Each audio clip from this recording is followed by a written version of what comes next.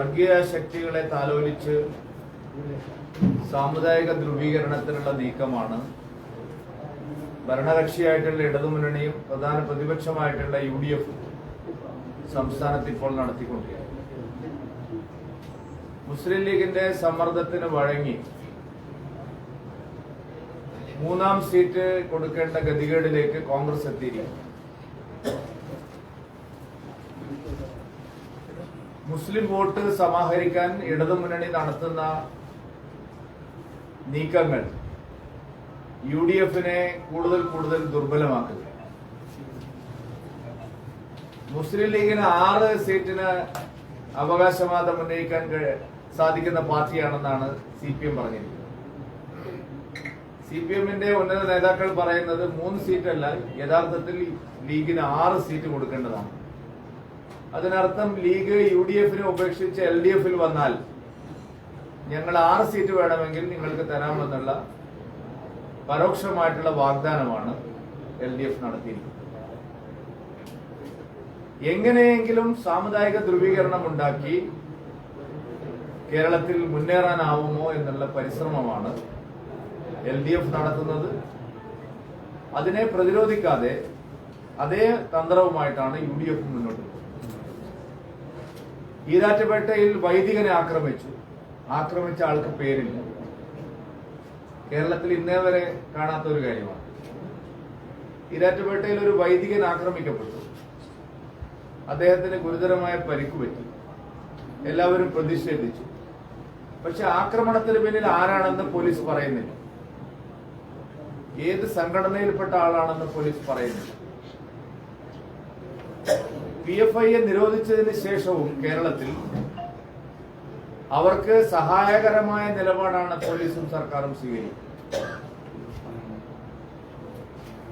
പാലക്കാട് ശ്രീനിവാസൻ കൊലപാതക കേസിലും സഞ്ജിത്ത് വധക്കേസിലും പ്രതികളായിട്ടുള്ളവരെ ചോദ്യം ചെയ്തതിൽ നിന്ന് ദേശീയ അന്വേഷണ ഏജൻസികൾക്ക് ലഭിച്ചത് ഞെട്ടിപ്പിക്കുന്ന വിവരങ്ങളാണ്. പല ഹിന്ദു ക്രിസ്ത്യൻ സാമുദായിക നേതാക്കളെയും ഉന്നതരായിട്ടുള്ള ജുഡീഷ്യൽ ഓഫീസർമാരെയും പോലീസ് ഉദ്യോഗസ്ഥന്മാരെയും അടക്കം വകവരുത്താൻ രാഷ്ട്രീയ നേതാക്കൾ, ജഡ്ജിമാർ, പോലീസ് ഉദ്യോഗസ്ഥന്മാർ, മതസാമുദായിക നേതാക്കൾ ഇങ്ങനെയുള്ള ആൾക്കാരെ വകവരുത്തി വലിയ തോതിൽ കലാപം സൃഷ്ടിക്കാൻ PFI പരിശ്രമിച്ചുവെന്നാണ് NIAക്ക് ലഭിച്ചിരിക്കുന്ന വിവരങ്ങൾ.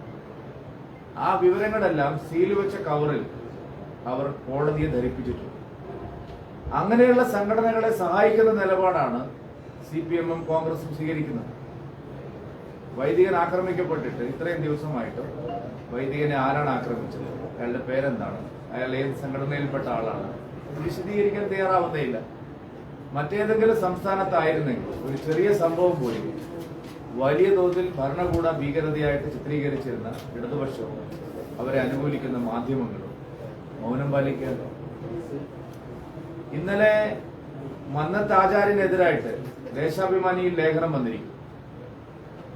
NSSന്റെ സ്ഥാപകനും നവോത്ഥാന നായകനുമായിട്ടുള്ള മന്നത്ത് ആചാര്യനെതിരായിട്ടുള്ള പരാമർശങ്ങൾ അടങ്ങിയ ലേഖനം ദേശാഭിമാനിയിൽ വന്നിരിക്കും. കോൺഗ്രസ് ഒരു അക്ഷരം കിട്ടുന്നില്ല. LDF മന്നത്ത് ആചാര്യനെ ആക്രമിക്കുമ്പോൾ, അദ്ദേഹത്തിനെതിരായിട്ടുള്ള നിലപാട് സ്വീകരിക്കുമ്പോൾ UDF മൗനം പാലിക്കുകയാണ്. നവോത്ഥാന നായകന്മാരെ സംരക്ഷിക്കാൻ വേണ്ടി നിലപാടെടുത്താൽ അത് മുസ്ലിം വോട്ട് നഷ്ടപ്പെടുമോ എന്നുള്ള പേടിയാണ്, വിചിത്രമായ പേടിയാണ് കോൺഗ്രസ്. എല്ലാ കാലത്തും തെരഞ്ഞെടുപ്പിൽ സഹായം ലഭിക്കുന്ന കോൺഗ്രസ് പക്ഷെ ഒരു ആപത്ത് വരുമ്പോൾ ആരെയും തിരിച്ച് സഹായിക്കുന്നില്ല. പാലാ ബിഷപ്പിനെ ആക്രമിച്ചപ്പോ കോൺഗ്രസ് സഹായിച്ചില്ല. ഈരാറ്റുപേട്ടയിൽ വൈദികൻ ആക്രമിക്കപ്പെട്ടപ്പോ കോൺഗ്രസ് സഹായിച്ചില്ല. മന്നത്താചാര്യനെ ആക്ഷേപിക്കുമ്പോൾ കോൺഗ്രസ് സഹായിച്ചില്ല. തെരഞ്ഞെടുപ്പിൽ വോട്ട് നേടിക്കഴിഞ്ഞാൽ പിന്നീട് ആക്ഷേപിക്കുന്ന നിലപാടാണ് VD സതീശന്റെ കോൺഗ്രസ്. NSSന്റെയും SNDPയുടെയും ആസ്ഥാനത്ത് പോയി വോട്ട് അഭ്യർത്ഥിച്ച് തെരഞ്ഞെടുപ്പ് കഴിഞ്ഞപ്പോൾ തിണ്ണനിറങ്ങുന്നവരല്ല എന്ന് പറയുകയാണ് കോൺഗ്രസ്. പാലം കടക്കുവോളും നാരായണ പിന്നെ കൂരായണ എന്നുള്ളതാണ് സതീശന്റെ കോൺഗ്രസ് പാർട്ടിയുടെ നിലപാട്. ഇതെല്ലാം മുസ്ലിം വർഗീയ ശക്തികളെ പ്രോത്സാഹിപ്പിക്കാൻ ഈ നിലപാടിനെ എതിർത്തുകൊണ്ടാണ് ദേശീയ ജനാധിപത്യ സഖ്യം BJP കേരളത്തിൽ മുമ്പോട്ട് പോകുന്നത്. നരേന്ദ്രമോദി എന്നുള്ള വികാരം സംസ്ഥാനത്ത് വളരെ ശക്തമാണ്. കേരള പദയാത്ര കഴിഞ്ഞ 18 പാർലമെന്റ് മണ്ഡലങ്ങളിൽ പര്യടനം നടത്തുന്നു. അത്തരത്തിലുള്ള പൊതുജന വികാരമാണ്, ശ്രീ നരേന്ദ്രമോദിക്ക് അനുകൂലമായിട്ടുള്ള പൊതുജന വികാരമാണ് ഇവിടെ ശക്തമായി പ്രതിഫലിക്കുന്നത്. അത് മനസ്സിലാക്കിയാണ് പദയാത്രയ്ക്കെതിരായിട്ടുള്ള നുണപ്രചാരണങ്ങളുമായി ചില ആളുകൾ രംഗത്ത്. ഇതൊന്നും വിജയിക്കാൻ പോകുന്നില്ല. കേരള പദയാത്ര 27-ന് നരേന്ദ്രമോദി അദ്ദേഹത്തിന്റെ പദയാത്രയുടെ സമാപന സമ്മേളനത്തിൽ പങ്കെടുക്കും. അത് കഴിഞ്ഞാൽ കേരളത്തിൽ ലോക്സഭാ തെരഞ്ഞെടുപ്പിന്റെ നേരിട്ടുള്ള പ്രവർത്തനങ്ങളാണ്. ഇത്തവണ NDA ആയിരിക്കും ഏറ്റവും ശക്തമായിട്ടുള്ള മുന്നണി കേരളത്തിൽ എന്നുള്ള കാര്യത്തിൽ സംശയം. ഈ പദയാത്ര സമാപിക്കുമ്പോൾ എന്തൊരു ആത്മവിശ്വാസമാണ് BJP കിട്ടുന്നത്? ഇത്തവണയെങ്കിലും അക്കൗണ്ട് തുറക്കാൻ കഴിയുമെന്നുള്ള പ്രതീക്ഷയുണ്ടോ? വലിയ മുന്നേറ്റം ഇത്തവണ NDAക്ക് കേരളത്തിൽ നടത്താനാകും. കാരണം നരേന്ദ്രമോദി, നിങ്ങൾ പലരും നടത്തിയ സർവേകൾ ശരിയാണെങ്കിൽ, നിങ്ങൾ തന്നെ നടത്തിയതാണ്, ഞങ്ങളാരും നടത്തിയതല്ല, നിങ്ങൾ പല മാധ്യമങ്ങൾ നടത്തിയ സർവേകളെല്ലാം പറയുന്നത് മോദിക്ക് ഓരോ മണ്ഡലത്തിലും 45-50% ആളുകളുടെ പിന്തുണയുണ്ട്. നരേന്ദ്രമോദിയാണ് കേരളത്തിലെ താരം. മോദിയുടെ ഗ്യാരണ്ടിയാണ് ഇത്തവണത്തെ ഏറ്റവും വലിയ ചർച്ചാ വിഷയം. ബാക്കിയെല്ലാം നുണപ്രചാരണങ്ങളൊന്നും ഇവിടെ വിലപ്പോവില്ല. നരേന്ദ്രമോദിയും അദ്ദേഹത്തിന്റെ വികസന രാഷ്ട്രീയവുമാണ് ഇത്തവണ കേരളം ചർച്ച ചെയ്യാൻ പോകുന്നത്. മുസ്ലിങ്ങളും ക്രിസ്ത്യാനികളും അടക്കം എല്ലാവരും ആ അജണ്ടയോട് യോജിക്കുന്ന സമീപനമാണ് സ്വീകരിച്ചത്. ഈ വൈദികനെ ആക്രമിച്ച സംഭവത്തില് ഒരു പ്രതികരണത്തിന് കോൺഗ്രസ് നേതാക്കളോ CPM നേതാക്കളോ ഒന്നും തയ്യാറാവുന്നില്ല. അപ്പോ സാധാരണ അതല്ലേ ഞാൻ പറഞ്ഞ ആദ്യം എന്താണ് അവരുടെ അല്ല, അവർക്ക് പേടിയാണ്. PFI അവര് സഹായിക്കണം. നിരോധിക്കപ്പെട്ട PFIയെ അവര് സഹായിക്കണം. NIA ഇടപെട്ട് കേസ് അന്വേഷിച്ച് ആ ഭീകര സംഘടനയെ നിരോധിച്ചിട്ടും കേരളത്തിൽ അവർക്ക് തലവെക്കാൻ കഴിയുന്നു. വേറെ എവിടെയും തലവെക്കാൻ കഴിയുന്നില്ല. കേരളത്തിൽ തലവെക്കാൻ കഴിയുന്നത് സർക്കാരിന്റെ സഹായവും പ്രതിപക്ഷത്തിന്റെ സഹായം ഉള്ളതുകൊണ്ടാണ്.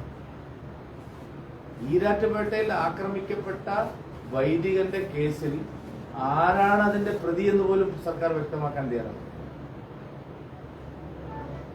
ഇത് ഗുരുതരമായൊരു സാഹചര്യമാണ്. കേരളത്തിലെ സ്ഥാനാർത്ഥി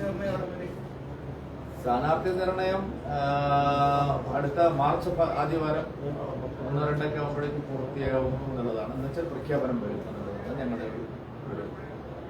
ഇന്നലെ ദില്ലിയിൽ യോഗം ഉണ്ടായിരുന്നു. അവിടെ ഏതാണ്ട് സ്ഥാനാർത്ഥികളെ സംബന്ധിച്ചുള്ള കേരളത്തിന്റെ അഭിപ്രായം ഞങ്ങൾ അവിടെ വ്യക്തമാക്കുകയും ചർച്ചകൾ നടത്തുകയും ചെയ്തു. ഇനിയിപ്പോൾ പാർലമെന്ററി ബോർഡ് യോഗം ചേർന്നതിന് ശേഷം സ്ഥാനാർത്ഥികളെ പ്രഖ്യാപിക്കുന്ന രീതിയാണ് BJP.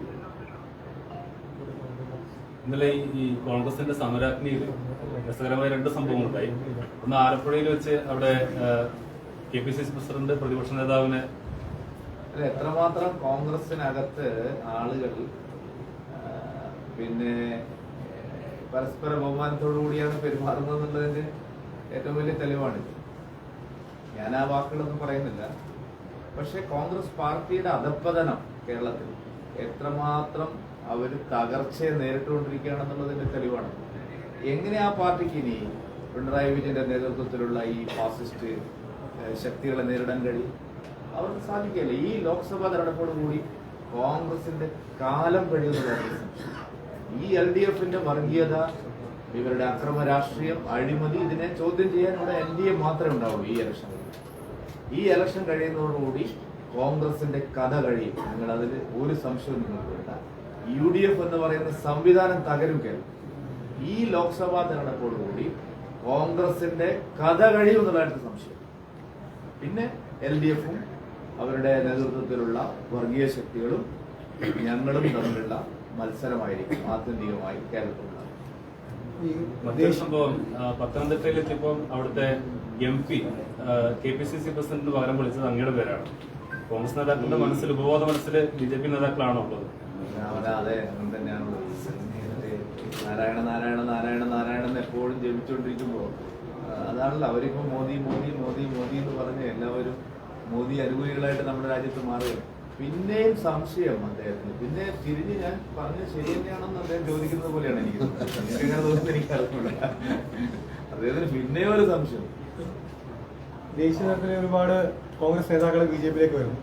കേരളത്തില് എന്റെ സാധ്യത എന്താണ്? ഒരുപാട് കോൺഗ്രസ് നേതാക്കൾ ബി.ജെ.പിയിലേക്ക് വരുന്നത് നേതാക്കളാണ്. ഞാൻ പറഞ്ഞതിലെല്ലാം ഉണ്ട്. 2024 ലോക്സഭാ തെരഞ്ഞെടുപ്പ് കഴിയുമ്പോഴേക്കും കോൺഗ്രസിന്റെ കഥ കഴിയുമെന്ന് ഞാൻ പറഞ്ഞില്ലേ.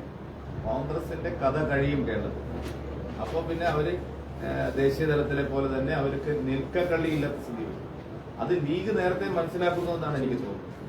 ലീഗിനിപ്പോ പിന്നെ എന്തെങ്കിലും ഒന്ന് പറഞ്ഞ് ചാടിയാൽ മതി എന്നുള്ള ഒരു സ്ഥിതിയിലാണ് ലീഗ്. കൂടുതൽ നേതാക്കൾ കോൺഗ്രസിൽ നിന്ന് വരുമല്ലേ? കോൺഗ്രസ് ഇല്ലാതാവുന്നു കേരളത്തിൽ. കോൺഗ്രസിലെ അണികളും നേതാക്കളും പിന്നെ എങ്ങോട്ട് പോകുന്നതാണ് നിങ്ങൾ വിചാരിക്കുന്നത്? അവരുടെ കഥ കഴിയും. ഞാനത് വെറുതെ ഒരു പ്രവചനം നടത്തുന്നതല്ല.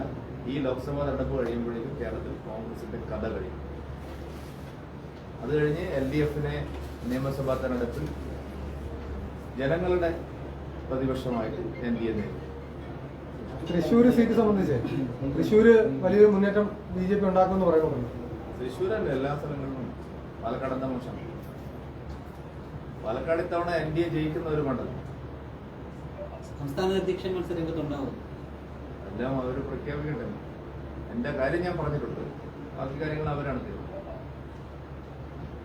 ഈ BDJS-ഓട് ബന്ധപ്പെട്ട് അവർ കൂടുതൽ സീറ്റ് കൊടുക്കുന്നു എന്നൊരു ആവശ്യം ഉന്നയിച്ചെന്ന് അറിഞ്ഞല്ലോ. അല്ല, അത് സ്വാഭാവികമായിട്ടും ഘടകകക്ഷികൾ ചോദിക്കില്ലേ. പക്ഷെ അത് തീരുമാനമൊക്കെ ആ കുടുംബത്തിൻ്റെ ഭദ്രത നമുക്ക് ഉറപ്പാക്കാൻ സാധിക്കും.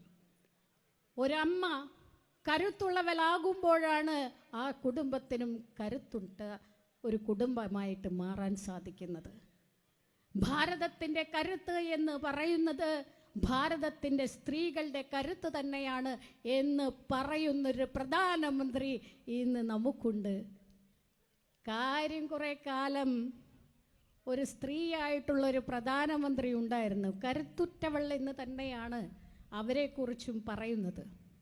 പക്ഷേ അവർക്ക് അവരുടെ അധികാരം നിലനിർത്തുവാനായിട്ട് അടിയന്തരാവസ്ഥ വരെ പ്രഖ്യാപിക്കേണ്ടി വന്നു. പക്ഷെ നരേന്ദ്രമോദിക്ക് അധികാരം നിലനിർത്താൻ അത്തരത്തിൽ ഒരു കടുങ്കയും ചെയ്യേണ്ടതില്ല. ഇവിടുത്തെ സ്ത്രീ ശക്തി മോദിക്കൊപ്പമാണ് എന്നുള്ളത് മാത്രം മതി. 3ാം ടേമിലും നരേന്ദ്രമോദി അധികാരത്തിലേറിയിരിക്കുമെന്ന് പറയാൻ. പ്രിയപ്പെട്ടവരെ, ഒരു പുരുഷനായിട്ടുള്ള പ്രധാനമന്ത്രി ചെങ്കോട്ടയിൽ നിന്ന് പ്രസംഗിക്കുകയാണ്. ഒരു സ്ത്രീ രഹസ്യമായിട്ട് മാത്രം ആവശ്യപ്പെടുന്ന ഒരു സംഗതിയെക്കുറിച്ച് പറയുകയാണ് ഉറക്കെ. 50 രൂപയുടെ അരി ആന്ധ്രയിലെ അരി ലോബിയുമായി ചേർന്ന് ഇവർ പോയിട്ട് കമ്മീഷൻ വാങ്ങിച്ചുകൊണ്ടുവന്ന അരിയാണ് അവർ വിൽക്കാൻ ഇവിടെ ശ്രമിക്കുന്നത്. അതിന് പകരം നല്ല ഒന്നാം തരം അരി 29 രൂപയ്ക്ക് കിട്ടുമ്പോൾ അവർക്ക് സഹിക്കുന്നില്ല. ജനങ്ങൾക്ക് 16 രൂപ ലാഭം കിട്ടുന്നത് അല്ലെങ്കിൽ 20 രൂപ ലാഭം കിട്ടുന്നതല്ല അവരുടെ പ്രശ്നം. അവരുടെ കമ്മീഷൻ അടിച്ച് വാങ്ങിയ അരി ഇവിടെ കച്ചവടക്കാർ വഴി വിൽക്കണം. അതിനാണ് അവർ ശ്രമിക്കുന്നത്. അത് ഈ നാട്ടിൽ ജനങ്ങൾ തിരിച്ചറിഞ്ഞുകൊള്ളൂ. ഇനി കേരി കരി എന്ന് വരുമെന്ന് അറിയില്ല. വന്നോ കേരി വന്നോ? വരാൻ പോകുന്നില്ല. അത് പല വാഗ്ദാനം. ഞങ്ങള് ക്യൂബയിൽ നിന്ന് വാക്സിൻ ഇറക്കുമെന്ന് പറഞ്ഞ പോലെയാണ് അരി ഇറക്കുന്നത്. അരി ഇറക്കുമ്പോഴേക്കും ഇവിടെ ആള് പട്ടിണി കിടന്ന് ചാവും. അതുകൊണ്ടാണ് മോദി നല്ല ഭാരത് അരി കേരളത്തിലെ ജനങ്ങൾക്ക് കൊടുക്കുന്നത്. അപ്പൊ അത് തടയാൻ ശ്രമിച്ചാൽ വലിയ പ്രത്യാഘാതം ഉണ്ടാവും. ജനങ്ങൾ തന്നെ അത് കൈകാര്യം ചെയ്യും. ഓക്കെ.